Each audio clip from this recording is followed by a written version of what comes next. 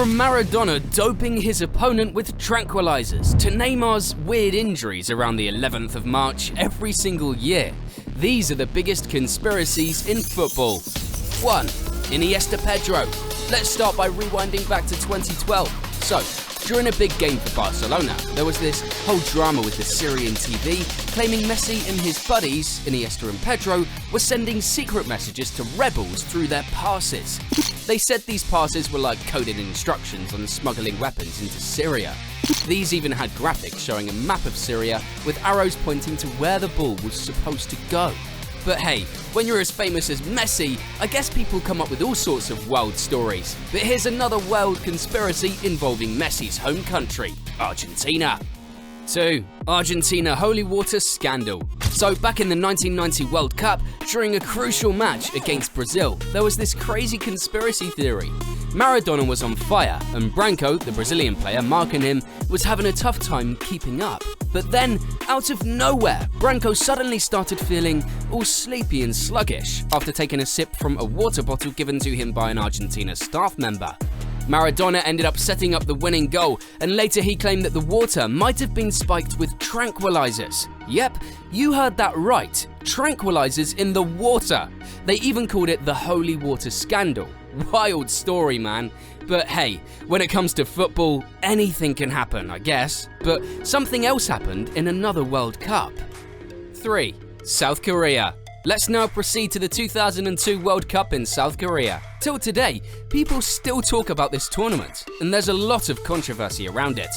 The hosts had this incredible journey as they made their run all the way to the semi-finals, which got everyone hyped. But here's the thing, Italy and Spain weren't too thrilled. They cried foul play, saying South Korea got some lucky breaks. Like during their quarter-final against Spain, South Korea scored after 2 goals from Spain got disallowed in really sketchy situations. And that's not all.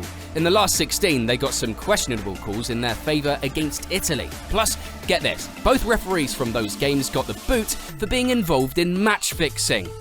One even got a fancy new car he probably couldn't afford. And remember Byron Moreno? He was the ref who famously officiated in the Italy-South Korea match and was later nabbed at JFK Airport for smuggling heroin. Wild story, man. But this conspiracy with South Korea is just one of the many conspiracies related to the World Cup. Because another conspiracy arose from the face-off between France and Brazil during the 1998 World Cup. 4. Brazil. Let's jump ahead 8 years to Brazil's own drama in the 1998 World Cup. Ronaldo, the legendary striker, was all set to lead Brazil to victory in the final match against France, but then things took a weird turn. The final ended in a 3-0 win for France, and people couldn't believe how off Ronaldo was in that game. Some folks thought maybe the pressure of a big game got to him, but others thought it was something more sinister. Rumour had it that Ronaldo had a seizure just hours before kickoff and wasn't in any shape to play. But here's where it gets really interesting. Nike, the big sponsor, supposedly pushed to have Ronaldo play despite his condition. Ronaldo himself has always denied these stories. Still, some conspiracy buffs think maybe the host nation, France, had something to do with it. Like maybe they poisoned him or something. Talking about a famous Brazilian legend we all know, Neymar. So this one is about Neymar, the Brazilian superstar, and his consistent injury issues, especially around his sister's birthday on March 11th.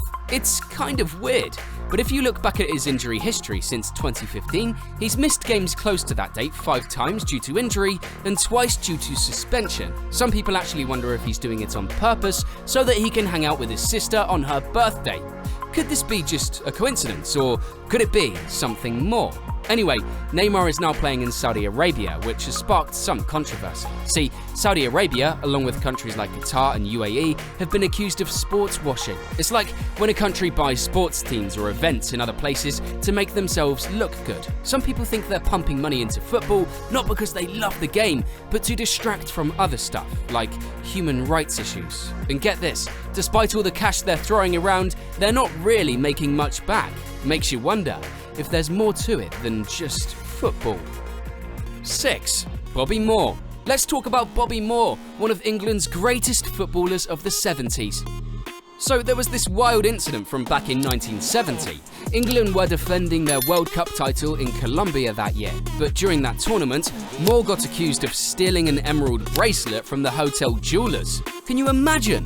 He ended up on house arrest for 4 days until the Prime Minister, Harold Wilson, stepped in and got him out because there wasn't enough evidence. But get this, leaked papers hinted it might have been set up by the Colombian Secret Service, maybe to squeeze some cash out of him or mess with England's game. Some people even say Moore took the blame for a teammate who nicked the bracelet as a prank. It was very crazy, but hey, what's your take on it? Do you think he did it or not? But now let's talk about a football body and not an individual player. 7. UEFA. Let's not forget about UEFA. A lot of people have been accusing them of rigging those Champions League draws for years. And guess what? In 2016, Sepp Blatter, the ex-FIFA big shot, basically poured gasoline on the fire. He straight up admitted that they could do with the competition whatever they wanted. And when you look at how some matchups keep happening over and over again, while other teams seem to get lucky with easy draws, it's kinda hard to argue against this theory. Crazy stuff, man. Makes you wonder what's really going on behind the scenes in the world of football. 8. Manchester United. Let's talk about the wild transfer of Pepe to Manchester United back in 2010. It was shady from start to finish. Here's the thing, Sir Alex Ferguson, one of the best coaches in the game, never even saw Pepe play in person before shelling out a whopping £7.4 million for him. Something smells fishy, right? Most folks think there was some under-the-table deals going on that maybe involved Pepe's agent, Jorge Mendes, and former assistant coach Carlos Queiroz. So here's the story. Nani, another Portuguese player, accidentally took a performance-enhancing drug during national team duty. Queiroz, who was managing Portugal at the time, helped cover it up and sent Nani home with a fake shoulder injury right before a doping test. And guess what? Ferguson supposedly asked Queiroz to let Nani off the hook and mess with the drug test. Queiroz got caught, lost his job, and in return, Ferguson paid big bucks for Pepe to thank Mendes and Queiroz. But let's wrap it all up with conspiracies from the biggest football legends of all time. I mean Messi and Ronaldo. No doubt Messi and Ronaldo are two players who have really left their mark on the beautiful game. So, just a few years back, Messi and Ronaldo did this fancy photo shoot for Louis Vuitton where they were both snapped playing chess. It went viral on every social media platform, racking up tons of likes. But what most people didn't realize that there was a deeper story behind that snap. It dropped right before the World Cup and had them battling it out on an LV briefcase, the same one that held the Cup trophy in 2018. So basically it was like they were saying, whoever wins this chess match gets to be crowned the GOAT. And guess what? Messi clinched it, leading Argentina to their first World Cup since '86.